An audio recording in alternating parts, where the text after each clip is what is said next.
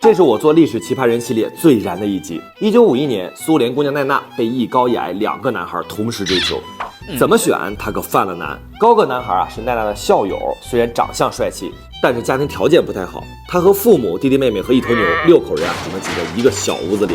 而且他学的是建筑专业，在那个没有高楼大厦的年代里，毕业后大概率也只能去工地搬砖。矮个男孩虽然也不丑，但是实在是太矮了，只有1.57米。他刚刚加入了萨拉托夫航空俱乐部学习开飞机，未来肯定是前途无量啊！一个有颜值，一个有未来，要是你会怎么选？最终奈娜选择了高个穷小子，而他拒绝的这个矮个子男生，人生简直是坐上了火箭。1955年，他被征入航空学校；1957年正式加入苏联空军；1960年，他从19名航天员中脱颖而出。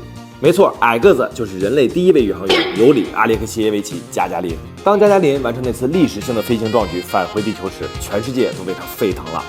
奈娜的邻居拿着报纸兴奋地冲到奈娜家，说道：“看吧，这才是你应该嫁给的人呐，而不是和那个建筑工人过一辈子。”奈娜的父亲也是气呼呼地说道：“哼，我当初就不同意你嫁给那个穷小子。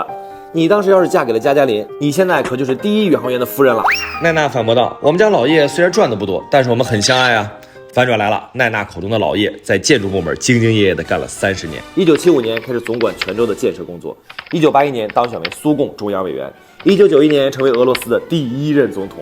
老爷的全名叫鲍里斯·尼古拉耶维奇·叶利钦。